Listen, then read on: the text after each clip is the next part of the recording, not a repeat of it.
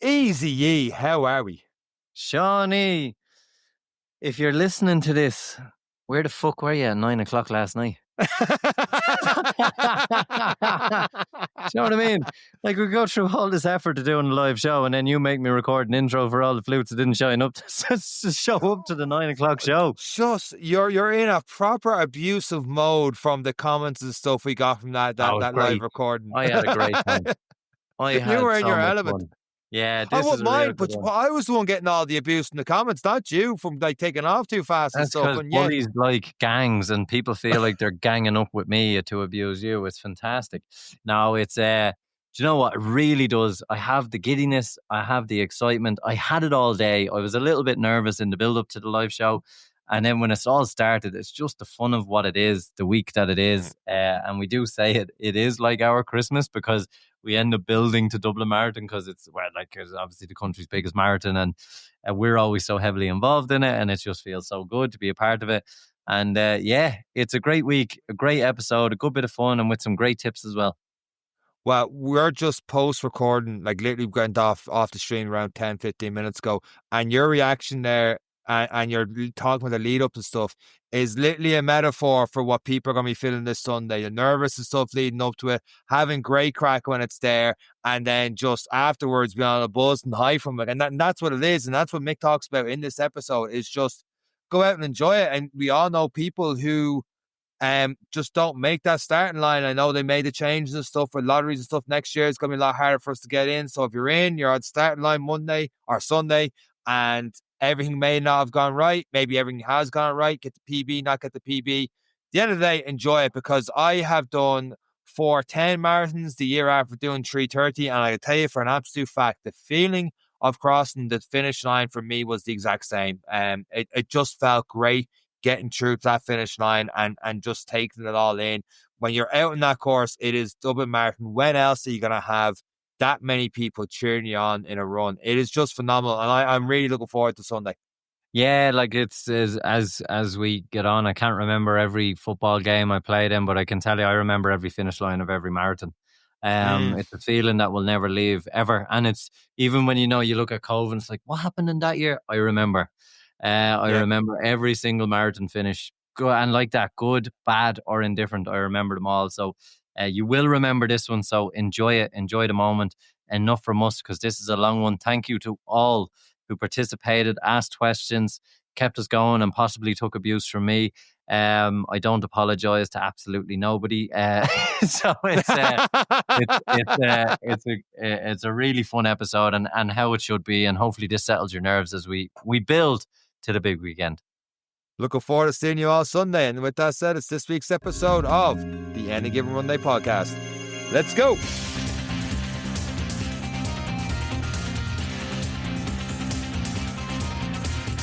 I think we're live. I've no idea. 10 seconds early, Sean. I think this is the first time you've been early for fucking anything. Jesus Christ. Well, before we went, well, go ahead, Eric. No, I'm fucking amazed by you. That's 10 seconds of my life I'm never getting back. Well, you wasted 10 seconds. Well, you see, right before we hit the record button to go live, you were asking Mick, is he going to race it on Sunday? So I was kind of like, before you annoy him anymore, we'll go straight in. So, Mick, you're just going for a stroll on Sunday? Yeah, we'll just go around and have some fun. see how many sayings you can read on the way around. That's not what he said before his son. He's almost throwing his cup of tea over Eric. He could. I had to love it though. Before we were coming on, it was, Mick, do you want to come on? Yeah, I'll just make a cup of tea, lads. Be with us now. Me and Sean have been prepping, doing ads, doing this. Like, oh, here we go. This is the first live mix. Like, just get a cup of tea, be with you in a minute, lads. Raining all the hard work down to you guys. How did it go in the last week of training? When you were with Ricky, obviously, where were you, Mick, when you were doing a little bit of training there? We went out to a place in French Pyrenees called Fondremaux. Went out for 15 days. So it was good, yeah. It's one of those places you feel because you're there that you should be putting in a mental amount of running, but then you also need to be careful not to overdo it and cook yourself, So trying to find that fine line to understand that when you're at altitude, it's a big help alone. Never mind trying to do crazy miles on top of it, like. Were you doing this as a training partner to Ricky? He was there with you. I saw the video where you were recording a nice scenic video in the Pyrenees and he was hocking Golliers and snotting all over the course. Was it to accompany him in training, or were you doing a little bit of altitude training, or what was it? No, I've gone to this place for the last maybe 3 years before Dublin. So I just do that on my own bat, like, and then this year, sort of kind of like last minute, I asked and invited Ricky to come along to see that he fancied it, like, just because we're good friends, you know what I mean? And Ricky's a very good athlete, and for me, I don't get to run with anybody too often. Like, so the last few years I've gone out, I've been doing most of my running by myself. This time was brilliant because everybody knows he's seriously good running around trails and mountains and stuff. So we kind of matched well because they're not very extreme trails. They're not the sort of gnarly stuff he'd be used to. So I could sort of hold my own a wee bit, but at the same time, I still had a training partner for 2 weeks. Like, he's not an easy wee man to shake off. Like, I'd say the competitive edge must have got in once or twice in that one to just go, see what we have here in the straight or something. Now we're not on an even surface as opposed to mountains where he definitely excels.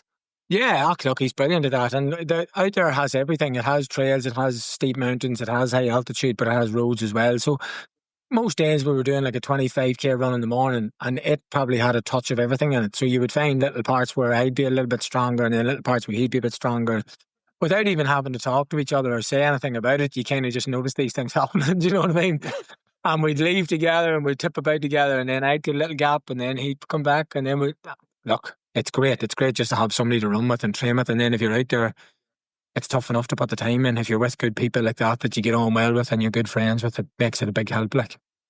And you're finding that this has helped you over the last couple of marathons. Obviously, the last time we talked, it was the 221. Are you finding that the altitude is giving you that little extra edge?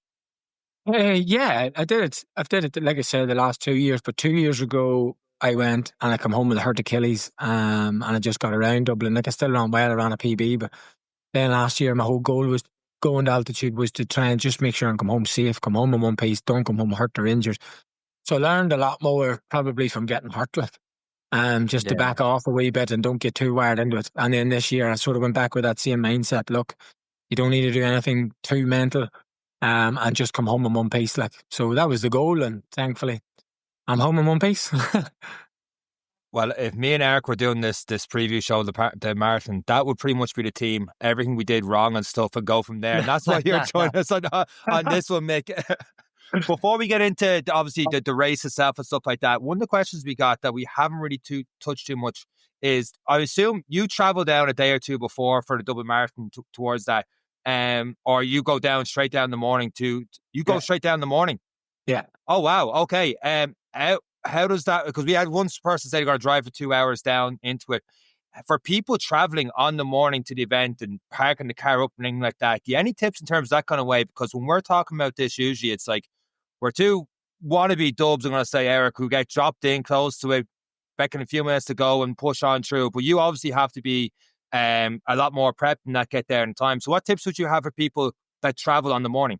Obviously, it depends on how far. Like, I'm not going to tell someone that you should drive that morning if you live 3 hours away. Sitting in the car for 3 hours isn't going to be good.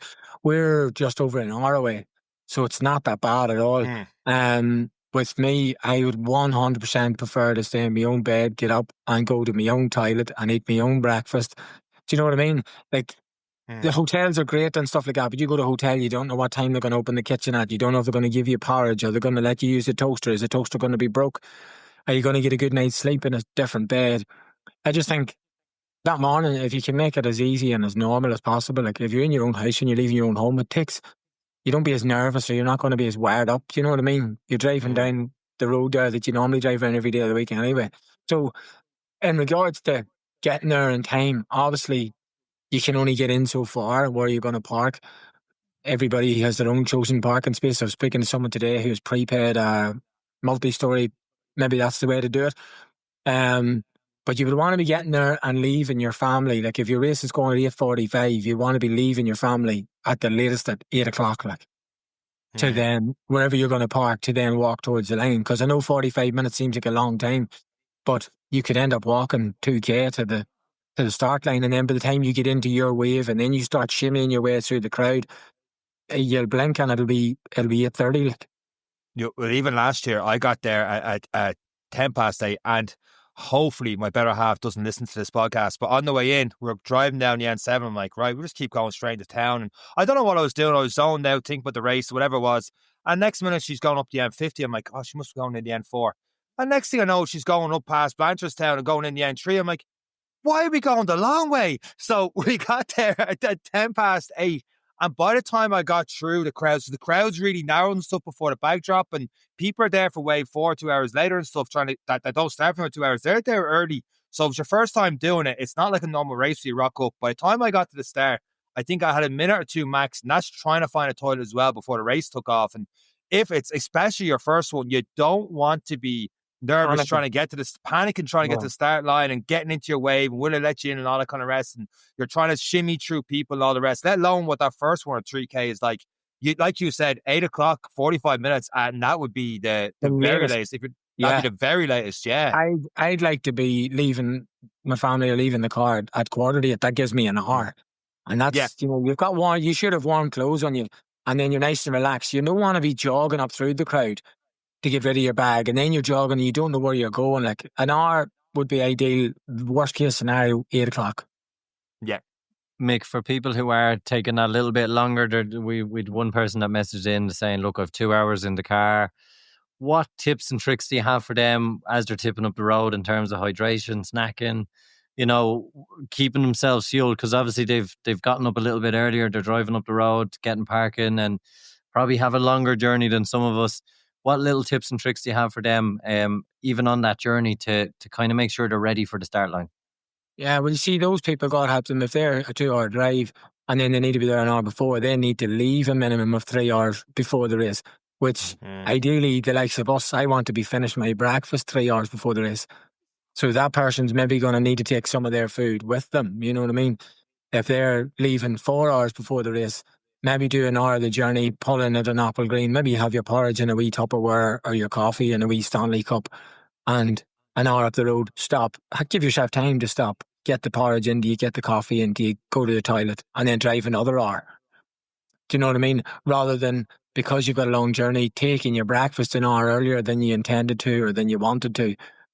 Like, ideally, the majority of us would want the breakfast in us 3 hours, somewhere between 2 and 3 hours before. If that person's driving 2 hours, they're not going to be able to do that unless it's stop. So if that was me in that situation, I'd be taking it in the car, apple green an hour up the road, pull in, eat that, go to the toilet, do the next hour. And then on the way up the road, look, everyone to their own. If you're the sort of person that nibbles away on a banana and a Lucozade Sport, or you've got your pre-mixed drink, just keep it between your legs so you're sipping away, do you know what I mean?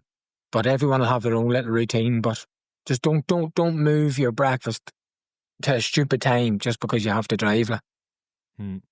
We're at the starting line here talking here, but I want to take it back 24, 48 hours, the carb loading and all the rest. How does that work for you, Mick? And how does it work for people asking you, does it work different for, because we talked 16 weeks ago and you're not someone who eats a lot leading up to training runs, you can go out fast and stuff like that, but and you coach a lot of people now. So when you're talking to them, what do you recommend, the 48 hours or 24 for carb loading? How does that work for you? Well, look, you don't need to be carb loading from friggin' Tuesday. Like, you'll be walking around swole up and all sorts of shapes. But if you stick to your basics, just keep it all very, very basic. Like, draw away from mad meats and fibres and all the day before.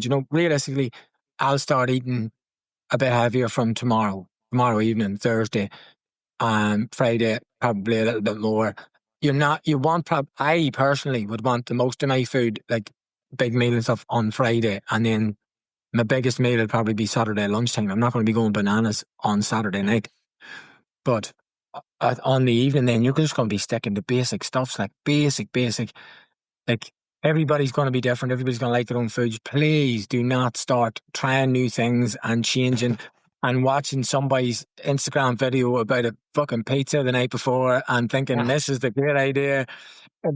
If you've ate friggin' Rice Krispies for the last 10 Sunday runs, well then just stick with your Rice Krispies, you know what I mean? Don't do your own thing, stick to what you normally do. Don't do anything extreme. Look, the night before, everybody knows the usuals. You should be staying away from spicy sauces and spicy foods. And, you're not going to be going out for a rare steak the night before. Just keep your food. keep your food. Just basic, you know what I mean? But the rice might be all right. It might be. Depends on which Chinese you get it from, Mick. But I've yet to be caught out. We'll keep testing the theory. Eric, you've tested a lot of Chinese to find the right one for you, Eric, I'm pretty sure.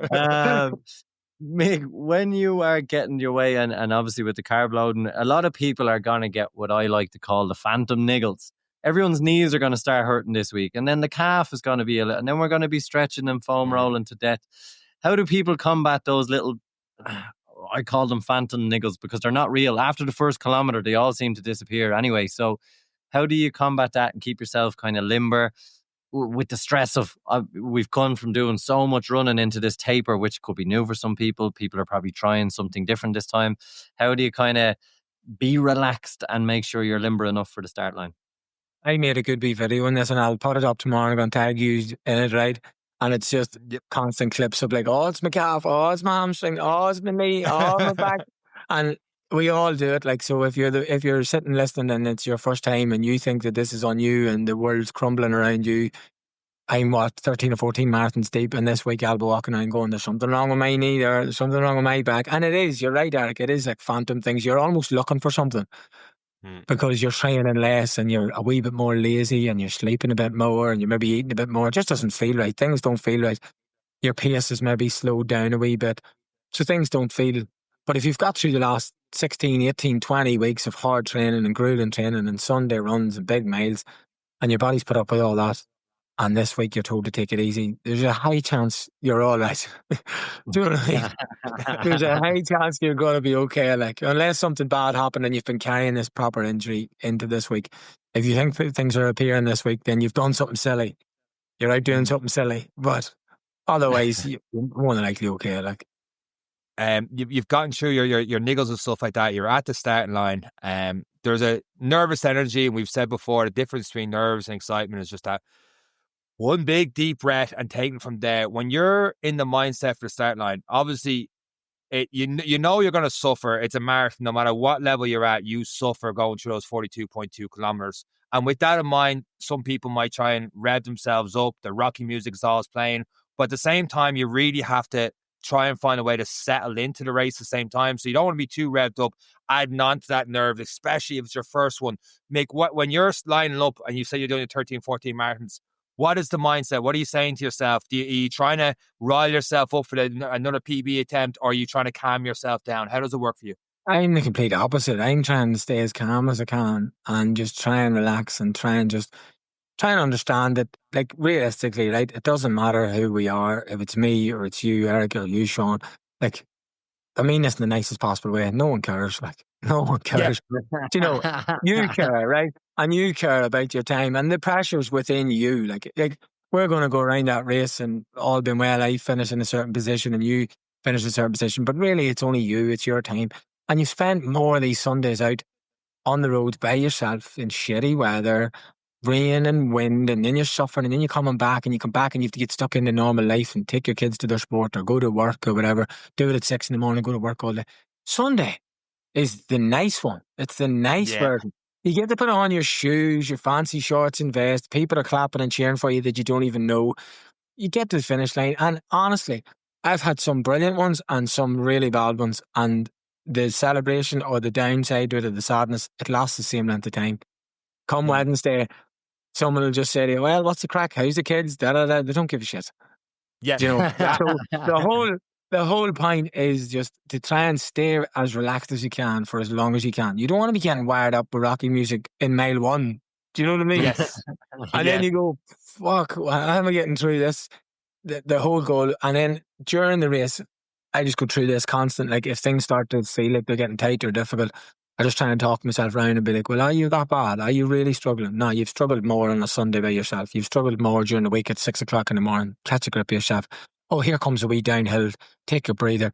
You will do a serious talking to yourself, but just try and make sure that when those wee negative things creep in or things feel like they're getting tight, do your very best to just bring it back. Whether it's a downhill, whether it's you ducking in behind a group, whether it's you taking your gel and a bit of water, do whatever you can just to try and relax yourself as much as you can, at least for a few minutes. You know what I mean? And it's important at the start, Mick, because the start is, as everyone has described, and our pacers a couple of weeks ago described, it is a gentle climb for the first 8, if not up to 10K.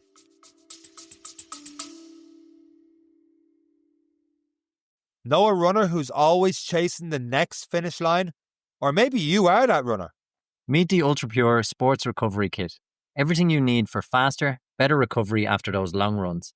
Inside, you'll find the Ultra Pure Epsom Salts Gel, Arnica Cream, Wintergreen Heat Rub, Soothing Bath Salts, and a free gift. All designed with your recovery in mind. Perfect post-race, post-training, or after a long weekend run. This set is the ultimate treat for hard-working muscles. Beautifully packaged and ready to gift for your running buddy or you. Made in County Mayo by an award-winning Irish family business, Ultra Pure means quality you can feel and trust. Find the Ultra Pure Sports Recovery Kit in select pharmacies and health stores nationwide, or shop now at ultrapurelabs.ie. By listening to this advert, you are supporting Irish businesses and this podcast. But for now, it's time to get back to the episode. Yeah, and Dublin's a great course. Like, I know a lot of people come out and they say, oh, it's a hilly course, it's a tough course. Yeah, but there's a lot of pulls and climbs in it, but there's also a lot of downhills in it. And instead of going through, there's a good downhill section going through Phoenix Park. And if you're coming through there, don't be going through there trying to be a superhero or trying to make up time for later on in the marathon. Go through there, hold the pace that you're looking, and try and bring your energy back. Do you know what I mean? So don't go down those hills in the first half of the marathon. The first half is a tougher half than the second half, if that makes sense. So from naught to halfway, any pulls you're going up, yes, just get through them, get over them. Any downhills in the first half, just use them to get energy back. Don't be using them to try and bank some crazy 10 seconds every mile. Just try and get yourself back, try and relax yourself. And then when you get into the second half is an easier half than the first in Dublin. I've found on marathons I've done really bad. The second half, I'm like, oh, well, all the hills and stuff the first half did me in. It's like, no, Sean, it's the pacing from the get-go. You wanted to keep this pace.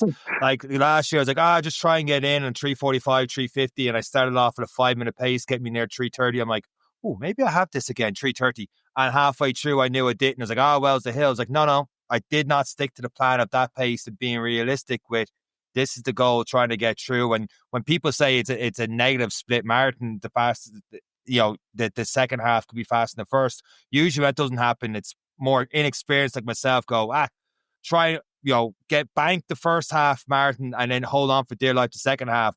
But you will suffer a lot more if you trying to bank extra minutes, like you said, bombing down the hills and stuff, being sparked to make up the second half. It's just absolute torture. And I hope I really listen to myself Sunday saying that right now. Yeah, I've done it myself. Like, I've come through Phoenix Park and I've come down them hills and in them splits going, oh, look at this. 10 seconds up, you lunatic. Do you know what I mean? And you see, it's like a frigging mortgage. It puts interest on in the second half. If you take them 10 seconds in that first half, it's coming back for 20 every mile in the second half. Absolutely, 100%. You talk about the Phoenix Park there. I know, Eric, we touched at the start there. It's that steady climb and stuff. The first 3K where you could get lost in crowds and stuff like that. I find the first real challenge is when you're coming out through Chapel Lizard under the tunnel and that first big climb up to see where you're at. If you've got too much energy, you start bombing it up at the top. You can feel like, oh, I've done something wrong. But if you are even paced it wrong at that stage, that's usually the first sign of you're in for a long day if you're feeling really bad at the top of that hill. Yeah. Look, I've had a lot of people in this week. Like, the majority of my people in this week have been getting ready for the marathon. So the crack's been good and we're talking about different things. And I personally think that the hardest patch in a marathon is from 13 miles to 20. Oh, yeah. I don't even know what happened. I couldn't even drive that route. I just always, I don't even know what happens there. Yeah, and if you get to, like you said, Sean, if you get to 13 and you're already feeling the pinch, you're like, oh shit, you're honestly going to be in a spot of bother. So the whole goal would be to get to 13/14 and being like, I almost think I'm going too slow. I have a lot of energy here and I feel like I could move on, but I don't want to chance it just yet. So the goal would be to just stick to your pace, even a little small bit outside it, until that point, 13/14. And then at that point, you just sort of start targeting 20 mile. Just keep 20 mile in your mind. And then when you get to 20 mile, look, all being well, you're still okay there. You can sort of start trying to let loose a wee bit or push things or put a bit of pressure on. Because the route's pretty nice from 20 mile onwards. Like there's only maybe one more wee pinch at 23 mile there. Yeah. But I just, all I'm trying to say to people is just please try and almost get to halfway feeling like, fuck, I'm hanging back a bit here. The first half is break to break it down. Like you can go, okay, right, I'm heading up Christchurch, I'm going across the Liffey, I'm going through Stony Batter, entering the Phoenix Park, Castleknock with the band there, you know, coming through back into the park and into Chapel Lizard and the North Harriers or Lucas Aid stations there, that hill up to Kilmainham, halfway point, Crumlin Hospital. After that, I'm not too sure what goes on between 13 and 20 miles. But my point is, yeah, and it's just a dead zone, and it's hard to find landmarks, stuff like that. But in my opinion, if people are like, where should I see it? It's great seeing them seeing people in the park because you can catch them twice. I think you did it one year with me, Eric. But between 13 and 20, you know, if someone's 15, 16 and, you know, starting that second half of the marathon and they're starting to struggle a bit and it's the long straights leading nothing, that boost of seeing someone you know cheering you on is such... I can't even explain it. Like, it's just, you just get that extra burst of energy and knowing, okay, this is struggle here in mile 14, but if I see my friend here in mile 15 or had that stinky carb drink, and I wouldn't say rely on people for carb drinks or gels, but just having those people there near 20, because like you say yourself, once you go up that Heartbreak Hill, UCD, after that, you know you're nearly home. You will find a way to get there, but that long drag there between 13 and 20 is tough. Yeah, and Heartbreak Hill can be used as a positive. Like Heartbreak Hill is a little pinch, right? It's not as bad as it sounds, agreed. I don't think. And if you might agree with me here, you go up Heartbreak Hill and say you get, I don't know the exact elevation, right? But say it's friggin' 100 meters above sea level, but you're getting up to it in the space of, let's say, a minute. The other side of Heartbreak Hill is class. Like the other side of it is such a lovely long drop. Like, so don't go up Heartbreak Hill all super excited and like a madman. Just tip your way up that. It's quite short, so you won't lose a crazy amount of time if you just back off a small bit. Get to the top, rejig yourself and be like, right, now, and then you've got that. There's a much nicer long drop at the other side of Heartbreak Hill, which will bring you right back to life again. I remember the first couple of times doing it, I almost think it's not marketing, but you have the Lucas Aid station before that, and it's like, oh, you know, hit the wall, 33% longer and all this kind of crack. And you go up with it, like, I don't even think it's the toughest hill, it's just where it's placed. There's a hill about 2 miles before it that's far worse. Yeah, I hate it. It's much more of a drag. And I think once you get up that, you're like, oh, I'm nearly there. And there's no crowds there as well. Like, there's obviously crowds, but it's nowhere near what it's like a Heartbreak Hill, because a Heartbreak Hill, it closes in, the people, it's great. Where, like you said, Eric, it's a bit lonelier in that hill. I 100% agree with you. Yeah. The very first time I done Dublin, I didn't know I was on Heartbreak Hill. Only there's a guy that plays music. And he was shouting out, like, he must have got names or numbers. And he was like, and here comes Sean, such and such, and Eric, and Michael Fox, currently halfway up Heartbreak Hill. And I was like, what? And I was waiting on this big, fierce hill and this thing that I was going to need a rope to get up, like. And then I got to the top of it and was like, maybe this is halfway now. And the thing, it dropped for ages. And I was like, is that it? Is that the whole fucking... I was afraid of it, like. And after that, then it's just that one slip road on the N11. And that's a 23 mile, and it's only a wee flyover, like. And you once you get up over that, you literally are pretty much downhill all the way home, like. Yeah, it's a park run from there. Yeah, Mick, fueling on the day can be the difference of enjoying that hill or not. So from the time you arrive, and you're in the pen and bringing us back to the start, because this is an important point. Do you fuel early, and how often, and your advice for people? We've had people on give nutrition advice. Everyone is so individual with their advice, and obviously, hopefully, they've been practicing over the last couple of weekends. But what way do you tackle the marathon nutrition-wise? Yeah, I've never been one to be very particular about it or fussy about it, and that's probably a downfall. Like, and you get on great guys, like there's a lot of good guys, good nutritionists and good sports nutritionists that'll give you all the science behind it. And again, everybody's different. I've tried to improve mine. I've been coached from Kevin Seward now from Christmas time, and in that process, when I first talked to him about fuel and gels, he was like, how many do you take? And I was like, the last few marathons, I put 3 in my pocket, but I only took 2. And this man's a 2-time Olympian, and I was like, how many gels do you take in a marathon? And he says, between 8 and 10. I was like, what? And he says, you're taking 2 gels. I says, well, I took 3. I just forgot to take the last one. And he was like, we need to fix this. Like, so my routine now, and what will be Sunday, is trying to take 5, but 1 will be on the start line, and then 1 every 30 minutes. So look, I won't be too strict about it. If it's 25 minutes and you see up the road there's a water station coming, take the gel, get the water, and then go. Do you know what I mean? But take 1 in the start, and then 1 every 30 minutes. So that'll be 5 in total. Hopefully that'll be all. It's not too. Everybody's different, like you say. Everybody should be practicing things. It depends on how long you're going to be out there. If you're out for a 5.5 hour marathon, you're going to need a lot more fuel. So it's the problem with running slower like us is I have to carry more. I have like a duffel bag down at the back full of gels. I'll be selling them now next year when I get an entry in the lottery. Someone asked me that, how often should I take them? And I was like, well, I take mine every half an hour. And they're like, but I'm aiming for 6 hours. And I was like, oh, fuck, 12 gels in your belly. Like, you know what I mean? But then there's the likes of Ricky does 100k runs and maybe just on gels and a bit of food here and there. Like, how many gels do they take in an ultra? Like, yeah, it's and we've a good one in there from I think it's Felix in Intercontinental Enterprises. I think I'd need to remortgage to Gaff to get 1 every 30 minutes. So I think we have some long runners, and as well, this episode's been sponsored by Perform, and we do have a good giveaway for all those who are asking questions for towards the end, a quick fire round with Mick. So Felix, you're already in to get some gels. We might save you a bit on the mortgage there as we move on through the episode.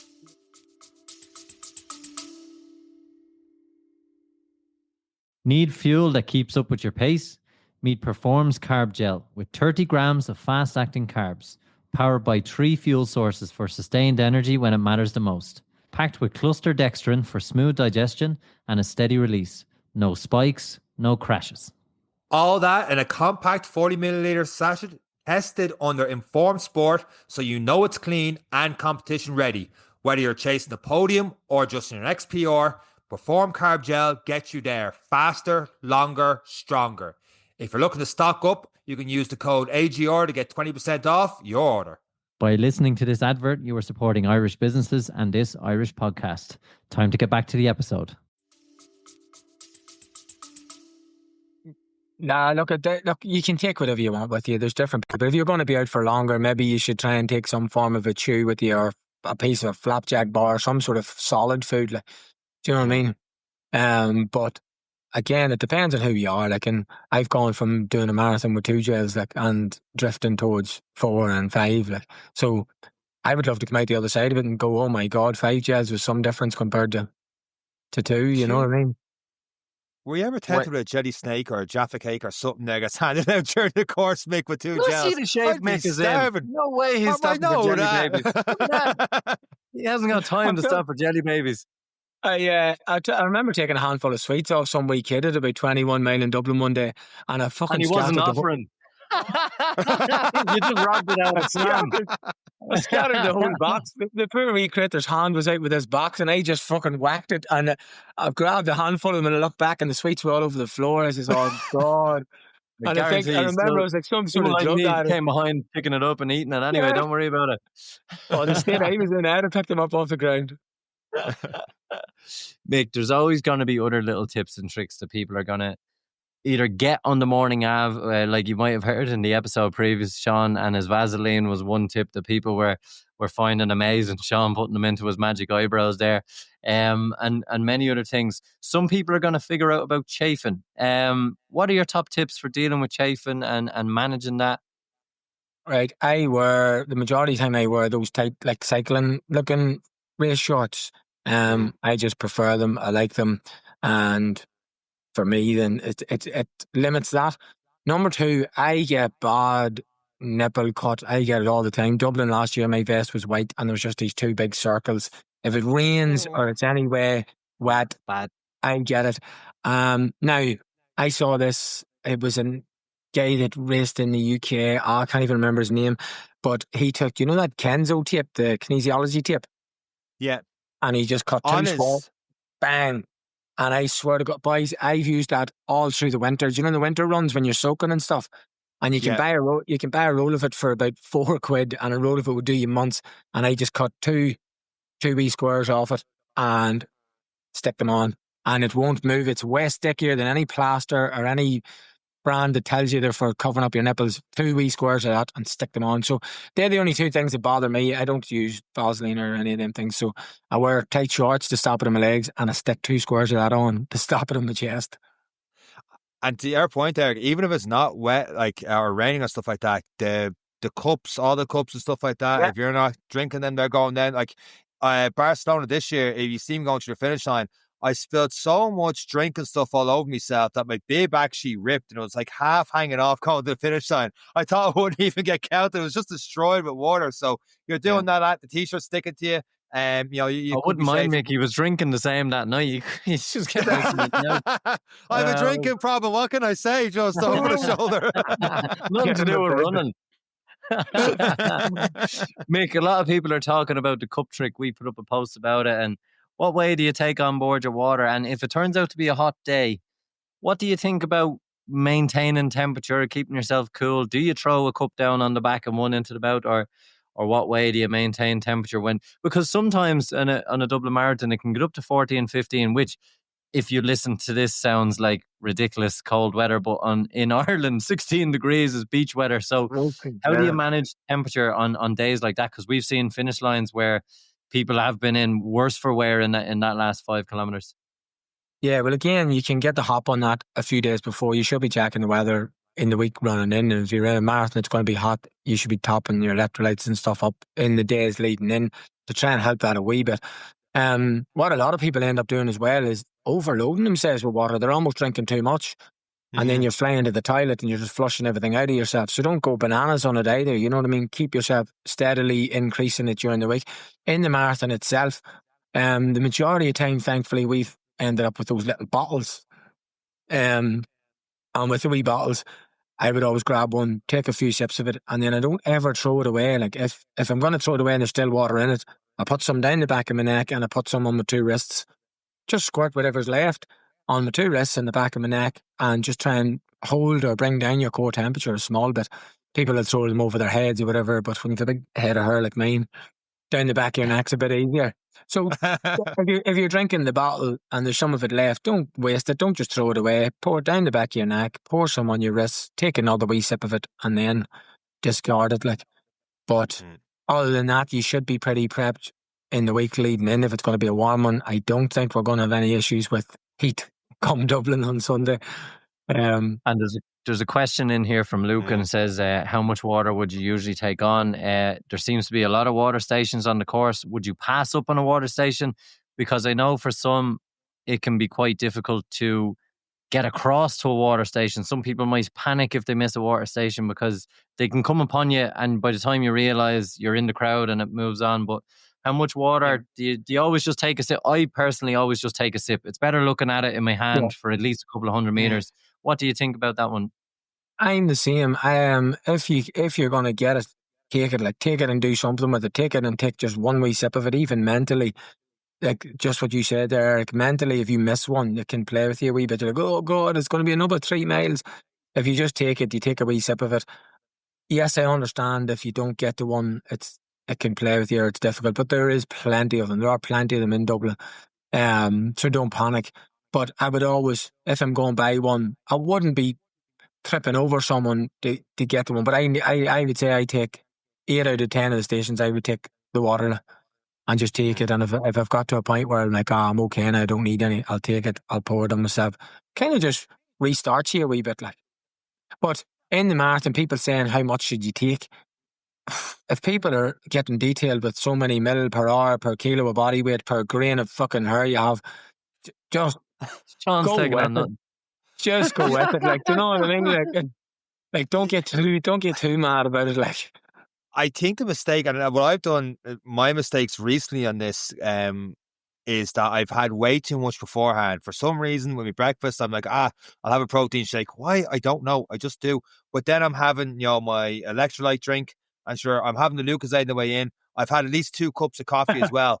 And I do wonder, I probably asked the question in the podcast, like, why am I going to the toilet 2 or 3 times during the race? And I'm like, I've had 3 fucking litres before I've even got to the start line. Then I'm having gel and more water there I've carried with me before it started. I've had 3.5 litres. And like you said there, it's just, I'm pissing it out of me. I'm stopping 2-3 times during the race. And that it can ruin your momentum. It can ruin your flow. It really could be the difference between getting your PB or not. Obviously time-wise, but it's trying to get back into that rhythm and stuff as well. So I think it's just, don't change too much of what you've done in your long run. And I overthink it. I'm having way too much coffee and stuff. You're probably enough energy before the start of the race without needing that second, third, fourth cup of coffee.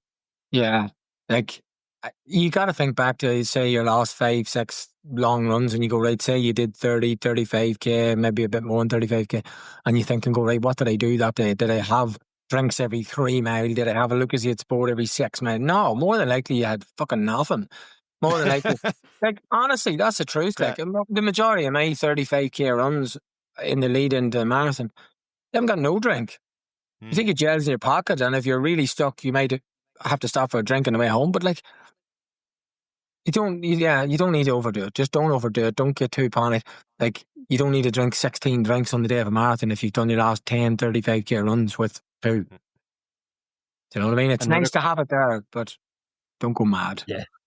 Another question came in from Teresa. Any advice if you get a stitch during the race? Happened to me last year in Dublin. And I suppose to bring that question on, like, things can happen at various stages in the race for different reasons. You might feel a niggle, you might feel something else, you might just feel tired, you might feel out of energy, but some people might have stomach issues. But how do you feel about, or what's your advice for even people you're coaching, Mick, about getting a stitch or feeling a little bit ropey during the middle? Look, there's always going to be something props up. There's going to be something with not with everyone, but you're going to hit a patch where it's almost that phantom thing. I'm not saying this situation is that you didn't get a stitch. Of course, you might have. In that, God knows what has caused that. Is it a gastro issue? Is it something that you've taken that has caused a bit of stomach upset? Is it, so there's no point in me sitting here and trying to spit out something that, if you get that stitch, here's what you do. You put 2 fingers on your ribs and you take 4 breaths. It's just whatever. I think we've all been told that. I'm like, I stick the fingers in the ribs, and it's because it is just a cramp. So I'm trying to just massage the cramp out and taking a deep breath, and I'll fold over and straighten up, and I do everything in my power to do it. I just thought that was something that was given to me when I was younger, but apparently we've all been raised the same. But oh God! But look, no matter what comes your way or what crops up, you just have to sort of try and say, right, look, as quick as this come on me, it's going to go away again. Like, so if something starts bothering you, your leg, your knee, your back, your stitch, whatever it is, like, just try and reboot yourself. Try and take a few deep breaths. Try and calm down. If you have to slow down a little bit, slow down a little bit. It's not the end of the world. Don't try and fight it. You know what I mean? Try and just go with it. If something's happening, just go with it. Get yourself through that wee patch, and then hopefully you'll come out the other side of it. But unfortunately, in regards to a particular answer for a stitch, I honestly don't know how you'd crawl out of that one just with one answer. Eric, maybe you're better at that one than me. I've actually looked it up, how to solve a stitch in a marathon. So we're not far off. It actually says slow your pace, which people might be willing to do.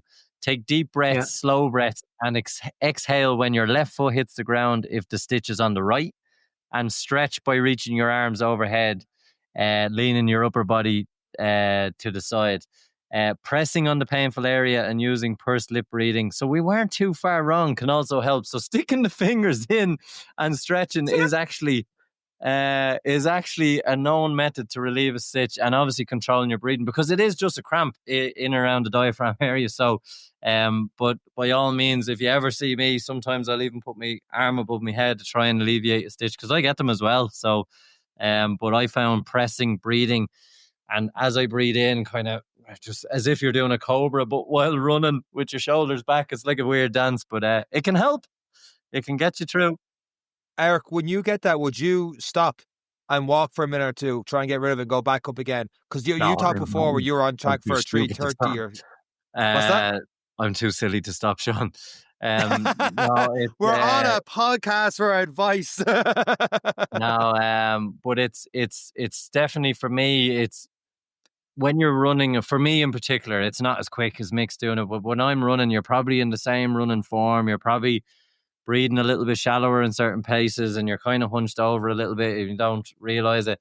And then you just feel them starting to come on. And that's when I just try and open up the chest, open up and stretch and take a few deep breaths, breathe into the stomach to try and relax it. And it does go away after a little while, but they're just, and the 2 fingers into the where it's sore, kind of like as if you had a sore calf, you know, like, and you just try and massage it out. But listen, it works for me. It might not work for the next person. If people are writing in complaints to the podcast, I tried sticking fingers in my throat, ended up getting sick everywhere. I'm really sorry. Or but somebody's trying to help the boy beside them with a stitch. But look, it's something. Hopefully, someone's going to end up trying this on the day. And but anyway, Google said, so we'll blame them. The next one in is, any advice we can give to Sean when we spot him going out too hard, Mick? What do you tell people? What do you tell people when they get caught up in the crowd, and when the gun goes, you find out you're 3K in and you're running a minute quicker than you said you would because you didn't look down. You're all smiles, you're all happy, and you're with the group. Can you recover it? What advice do you give for anyone who starts out a little bit hot? Of course you can. Like 3K into 42K is nothing. Like, you know, like, but let's be real. You shouldn't be at the 3K point before you first looked at your watch. Do you know what I mean? You shouldn't be that deep in before you've gone like, oh, let's see what's happening here. Obviously everybody takes off and there's a bit of a panic. By mile 1, more than likely the majority of us will be a small bit up on what we would like to be.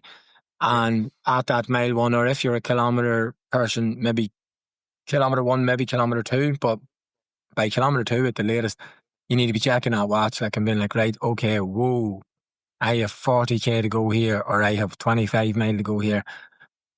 Bring it back. And it should almost be nice that if you've taken off and you've got caught up in the buzz and caught up in the bunch and nearly gone off too quick, it should almost feel nice to be like, whoa, slow this away down, and just try your best not to let the people around you sort of swarm you in a bit, you know. I've let that happen a few times where you're looking up. Like last year, there was a group of boys I intended to run with. I didn't tell them I intended to run with them, but the race took off, and I was like, right, there's the 4 lads. You were heavy behind them. Yeah, I was doing your chicken dance. You know,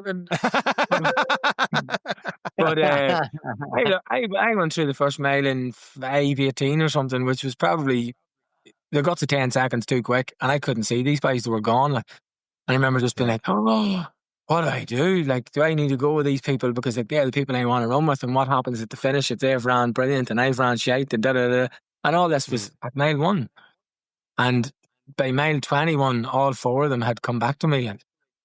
Like, you have a long time out there to just slowly chip away. And a great advice you had was having the average pace on that watch, where you see it goes from, like you said, you're 5:18, and it might just go, start slowly over the next couple of miles, slowly get back to the time you want, rather than just completely killing it and trying to find that way. It's like you said, it's a long race. You're not going to lose it in the first 10K. Sorry, you're not going to win your race, the first 10K, but you could definitely lose if you kept that going. Yeah, look, that average thing is a great thing to have there, because the live pace will shoot up and down all over the place. And for any first timers, if you've got the live pace on your watch, you're going to be getting up some of those points we spoke about earlier. And the live pace is going to go way out. It could go out by 10, 15, 20 seconds just for those 100 metres. And then for those 100 metres, you start panicking. Oh, shit, I'm away out. I'm gone. How am I going to make up 40 seconds, 20 seconds? Put the average on your watch and just stay as close to it as you can. And the deeper you get into the race, the harder it's going to be for that average to jump any drastic amount. Like. Stick to the plan. We've another one here. I'm going to get your opinion, because me and Sean fell victim to this, and it's about beetroot juice. Does beetroot juice help? Are beetroot tablets similar to the juice? Oh no, he's going to the fridge. He's making a cup of tea. Oh, would you look at this? Right, Mick. How long have you been taking these before the marathon now? Because me and Eric did it like 12 hours before we start taking it. So that's why it didn't work for us. How does it work and how long do you take before the marathon? 12 hours and you had a luminous piss for a week. Man's not wrong. I started taking those things, Jesus, it must be, what are we into, 2025? 2021, I think. And someone had said about taking one of these per day for a week leading into the race. And then the morning of the race, you take 2. And then someone else had said to me about taking them for 10 days. So I stretched it out to 10 days. And I don't really know if there's a difference in a week or 10 days, to tell you the truth. But this time I have gone 10 days. And I'll take 2 on the morning of the race. And for anyone, I don't have any affiliation. I don't get these free. I buy them. They're great. They're great. I think they're good. It's certainly not a friggin' rocket up your arse. Do you know what I mean? But it's one of those last wee percentages, and like loads of people will talk about it. And unfortunately, there's like, I'll be straight and honest with you. I actually wrote to those guys because some of the videos that were coming up on their page were absolutely terrible. Terrible. Some guy was sitting in the car being like, "Oh, and I'm going to try this new Beetroot shot. I'm now going to do my session and I'll let you know how I go." He nacked one of these, come back after his session and was like, "That's the best I've ever felt." And I'm like, that's not what this does. It doesn't do that. It says it can help. And it says when you're an elite athlete and highly efficient, it's percentages. And it works by increasing nitric acid or oxide. It widens blood vessels to improve blood flow, increase oxygen to muscles, reduce the effort required to maintain a pace. Taking it 2 to 3 hours before a race and avoiding mouthwash is really important because it requires bacteria in your mouth. So that's one. If you're taking mouthwash and then your beetroot juice, you've ruined it. But yeah, some people say taking it a couple of days before. We would also say try it a couple of days before because beetroot juice mightn't exactly agree with you either. It's always a risk when you try something new in the morning of a marathon, but that is what it's trying to do. I would say a week. I would definitely say if you haven't taken them, don't be taking them now for Dublin. But I would say the best, you can buy a box of them, say, I think with like 15 in them, right? So if you bought a box of 15, then that would do you for 2 marathons. If you take 7 before one of them and 7 before another one, you know what I mean? And like I say, I didn't get that from any instructions. It was just a lad that was better runner than me, had been taking them and told me about them. And he said he takes 2 the morning of the race. And for the last maybe 4 years, I've been doing that before all of mine. And again, you don't feel anything crazy. You don't feel, if you see these videos of some fella telling you he's drank this and then he just flew around his session, that's not. It's all about percentages, I suppose. There's a reason we're buying carbon shoes. There's a reason we're buying watches. We're getting coaches. We're taking gels with caffeine and the extra percent. Obviously, if you can get a hold of something that, like carbon shoes, when I did my first marathon in carbon shoes, I was like, I did not feel tired until about 3 or 4 kilometers. They did exactly what they said they would do on the tin, or maybe they did, because you could definitely feel it. And if you're looking for the percentages of increasing blood flow to the muscles, and beetroot juice is helping you do it, then it's worth a shot for an extra percent when you're trying, I suppose, to beat a time or beat a PB, but not essential as well. Yeah, no, it's not essential. No, but for the sake of all these wee things cost, like, a box of them might be 20 quid, like, it's worth it. If you're going into your next marathon, it's worth trying it in a couple of your long runs. And it's one of those things, when you take vitamins every day and you'd be like, I don't know if these make me feel good, but then when you stop taking them, you go, oh, you only sort of see, like, I've done 1 or 2 maybe half marathons, and maybe afterwards been like, God, I just didn't feel myself. Maybe it's not those, maybe it's in my head that it was those. But look, there's a lot of conversation about the likes of those things at the moment, like, so it's nice to talk about it and bring it up. And I'm telling you that I've been using them for years, and that I take them 7 to 10 days out. 7 days would be ideal, but please don't anyone try them this week if you haven't touched them yet. Anything else not covered behind that could help us out for the marathon this Sunday, Mick?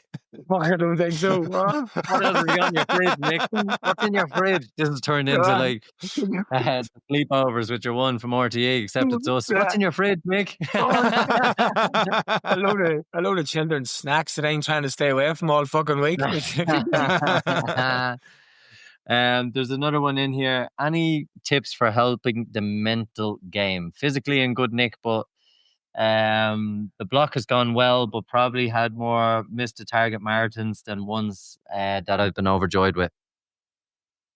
So I say the end of that again, the missed the target, what? Yeah, so done plenty of marathons, missed their target. So the mental side of staying in the game for the marathon, and because they do a good block, they do good training, and then on the day, the mental side of it, they probably get into their own heads. Yeah, well, again, it goes back to what we were saying earlier, like, without sounding nasty or sounding bad, like, no one gives a shit, like, do you know what I mean? You've done all the training, you've put in all the hours, like, I find it weird even now, the last 2 years, like, I'm so relaxed that this whole week of the marathon, I'm not too stressed about it. I don't be stressed I'd be more stressed going down where as long as I get parked and get to the start line. But the race itself, like, just, you need it. The whole point is just to try and trust what you've done. I know you hear these cheesy lines all the time, like, but if you have put together 20 weeks of good training, and if it's either yourself doing it or your coach doing it, between you or your coach, you should be able to sit down and say, right, let's be realistic here. What I've put together, X amount of miles and sessions at certain pace, I'm capable of running 4 hours. And if you've done the right training, the good training, and put all that effort in, and for the last 4 marathons you haven't met that goal, well, then something needs looked at. Have you really done the right training or the right amount? Is it maybe just something you're letting take over your head? Is it nerves? Is it panic? Is it worry? Like, on the day, you shouldn't be panicking and worrying. Like, it's literally, we're all doing this for a bit of crack. Like, do you know what I mean? I find the crack goes out of it for me. Some people are very relaxed, but I get very angry with myself when them demons start to come after me. For that very reason, if I've put in a good block, I'm like, no, you deserve to be here. Everyone's going to hurt. In 40 minutes time, especially when you get to that last 7-8K when you're really hurting, and you're like, in 40 minutes time, I'm either going to be in a pub telling everyone how I almost got a 4 hour, or I'm going to be delighted with myself. And all I have to do is shut up and look at the floor and look at the line. And if I see someone even at the same pace as me, is like, stop thinking. Just stare at that person's back for the next kilometer. Don't do anything until you hear a beep, and then just relax. But I get really aggressive with myself in that sense. I'm like, I give myself the ultimatum. You can either be this guy or this guy. I can't say the words I want to say about myself, but it's, everyone has different kind of, I think people give up on themselves a little bit easy in that stage, and you can see it in people when they start to go, they lose that little bit of kind of aggression in themselves to keep going and push. Yeah, well, you do need a bit of what you said. Like, you need a bit of, but maybe that version is nicer towards the end. Like, if you've 5K to go, right, shut your mouth, get your act together. Absolutely, yeah. You know, in the early stages of the race, like, if the person there that's asked the question early on is beating themselves up, like you said, you know, they're not hitting their split at 1 mile, 2 miles, 3 miles, and they're going, what the fuck's going on? That's an awful lot of energy wasted early on. You know, instead of maybe using what we said earlier and calming yourself down and being relaxed, we've done this a load of times, chill yourself out. That's an easier way of dealing with all those things and those demons in the early stages. And then maybe in the later stages, switch to Eric mode and start shouting and roaring at yourself. I'm actually just going to record a 3-minute clip of me abusing people. They can tune in. So Michelle says, Mick is such a voice of reason. He should record soothing meditations for running mindset. Mick, if you ever came over for running, I think I'd run away, to be honest now.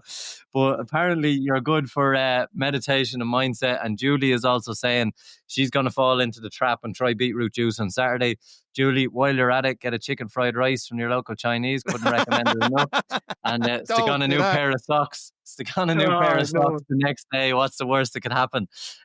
So there's great questions coming in. We do have 1 or 2 minutes left. So any more questions, please get them into us in quick. And also to mention Monroe, who was on the podcast as well, is running in silence. He is doing it for Chime, the charity. Mick, he's running with the headphones on, total noise cancellation. His son has he had the cochlear implants. His son was born, so he's doing the whole marathon, not hearing the crowd, not hearing a single thing. What do you think? So 2 options. Knowing what the Dublin crowd is like to come on to motivate people, how difficult do you think that's going to be for him? Very, very difficult. Like, everyone that's asked me do you listen to headphones? Should I take my headphones? I'm like, no, do not take your headphones. Don't take music. Listen to the crowd. Listen to people. Like that, it's a big help, like a big help. So that's a tough challenge, isn't it? Like, Yeah, it's and not easy. imagine even looking around you and like seeing certain people shouting, and you pretend to figure out what they're saying and stuff. Do you know what I mean? There's a bus behind you. There's a bus behind you. Yeah. There's that Eric by shouting at me again, look. And Mick, how good is the crowd, and how can people use it the best?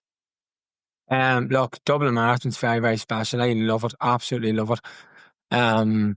It's just you are going to hit patches throughout. There's probably more patches in the second half. You guys know it, where there's a few quiet roads and stuff like that. So when you're going through the patches that are crowded and busy and the music's going, just look up and take it all in. Like, take it in, because you don't know if you're ever going to get a chance to do something like that again in your life. Like, do you know what I mean? I know it sounds a bit morbid, like, but you don't know next week what's going to happen. Are you ever going to be able to run a marathon again? Like, so don't be glued to your watch, and don't be so focused and wired in and going mad. Take a look up, take a look around you, freaking smile, enjoy it, because it's amazing. Like, Dublin is a very, very special place. Like, and someone who's come in, one is on salt tablets. We'll come back to as well, a bit of nutrition and your opinions on it. And BJ has come in to say, remember, this is supposed to be fun. Main objective is to finish injury free, and Dublin was his first marathon and he had a ball. So like that, I think smiling is a very underrated trick you can use in a marathon, particularly when you're seeing people smiling and saying thank you. It just distracts you for a little bit. It's a phenomenal thing. And to bring it back on that, then on that, salt tablets. Have you ever used them for people who are probably out a little bit longer, or do we get enough in the electrolytes or the electrolytes? I've never used them, so I honestly can't give you any talk on that at all. Like, I just think, once again, like, if you can get the most of the stuff from your food that week, like, it kind of, to me, feels like if you're jumping and rushing to things like that, have you missed something during the week? Like, do you know what I mean? Like, surely you can get enough in. There's guys there, like, I know some people are going to take longer to do it, but there's guys out there who run ultra marathons of 100k, 150k through mountains for hours and hours and hours, and they maybe don't take salt tablets. Like, their nutrition alone is getting them, you know what I mean, getting them through what they need to do. Now, I'm not saying they don't take them. If it's something you do and it's been brought into your routine and you've been advised to do it and you've been doing it and it's working for you, then brilliant. I've never used them, so I don't know. Like, it is a difficult one for people to try on the day as well, because you can actually knock your system out of balance by taking on too much salt, dehydrating yourself essentially, and you get that mix between salt and water. Like, if you're taking on liters and liters and liters of water, then maybe you need to add in a salt tablet for it to be able to absorb all that water. But in the most cases, for the standard athlete, they're not required. Even for the sweatiest, I come around looking like Frosty the Snowman. I'm just covered in white. But I tried it one year and it did not go well. On the other side, I went too far over because I thought I needed them, when in actual fact, I didn't. I was getting it through my food and everything else. So it's a good one. And another one has come in from Eamon. Top tip: cut your toenails tonight and not the night before. Have you ever had nail problems, blister problems, Michael? Any other shoe problems? How do we prepare our feet for the big day? Eamon, send us a picture, or it doesn't count. We'll make money off Jesus. I have very little nails left. I remember my daughter saying to me one day, "Daddy, I didn't know boys paint their toenails." I was like, "They don't. These things are just black." So, look, we've all done the silly things where we've maybe worn the wrong shoes and stuff like that. You know, again, it goes back to that's a pretty damn good tip there. Like, you know, but it goes back to, like, just don't be trying anything new or anything silly at this stage of the week. But that is a good one, because if you nip yourself or do something. But look, let's face it, during a marathon, I finished marathons and you've had blood in your feet and blisters and maybe nails have fallen off during it. I remember Dublin a few years ago and I was just like, oh, I felt something pop. And I was like, what was that? And I only had like a mile to go, and I looked down at my shoe covered in blood. And we had stayed in Dublin that night, and in the hotel I was like, God, look, my nail has fallen out. It is obviously in my sock or my shoe or something. And then about 2 days later, fucking thing had all swole up, and I was like, no, it had pushed itself right back down into my toilet. So I had to cut it open with a knife and pull it out. And I was sitting there, I was like, this thing's popped itself in here 3 days ago, like. You know, God. So, well, Eamon, that might be a top tip to why'd you ask that, Eamon, bring up that from conversation. Now on, you can keep your top tips. Jesus, that's right down the dark road. And then have to be real. Mick, we're coming up on the hour. You've given us so much of your time. Eamon says he regrets it already. But it's any last minute tips and tricks you can give to, there's 75 people still in. There was nearly 100 until Eamon brought his feet into it. But have you any last minute tips and advice for people? Because we've talked about this for the last 16 weeks. We've brought on guests to talk about it, nutritionists. This is like Christmas week for me and Sean. After this, they forget about fucking episodes on a Monday now. We're done. Dublin's over. Have you any nice messages for people? Because this is something to be enjoyed. It's something to be excited about, not nervous about. Any last minute tips for people? Yeah, look, just go back to what you said, right? I have come on with a new coach from Christmas, and the last thing he says to me all the time, I have so many screenshots, and it's just like, right, we're going to do this, this, and this, but most importantly, and his last message always says, most importantly, let's have fun.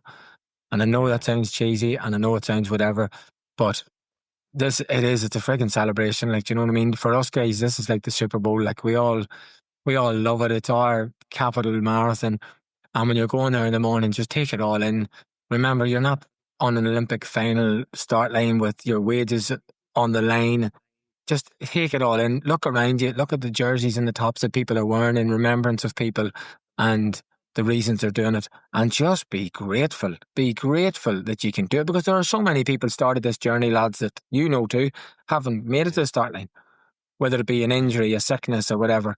So just be grateful, try and stay calm, and just enjoy it. Enjoy it. And whether you come out with good, bad, indifferent or shite, there's always another one. Do you know what I mean? We can go again. But just the biggest thing I can say is take it in as much as you can and just enjoy it. Yeah, and that's it. And the last tip from Eamon was make sure your arms are up coming across the line on that finish line instead of looking down, stopping your watch, because it's your moment. Everyone is running to something, for something, or from something, and the marathon seems to bring the best out of everyone. So do, as Mick said, enjoy it, have a great time. Remember your families who've put up with you going out every morning, taking the heat off you while you're out for 3 hours with your friends, having a great time, and a longer coffee afterwards when you say it's a 4-hour run. It's a clever move. But remember all those who are going to stand in the rain, sun, chase you around Dublin on bikes with buggies and everything else in between. It's a fantastic occasion for the whole family.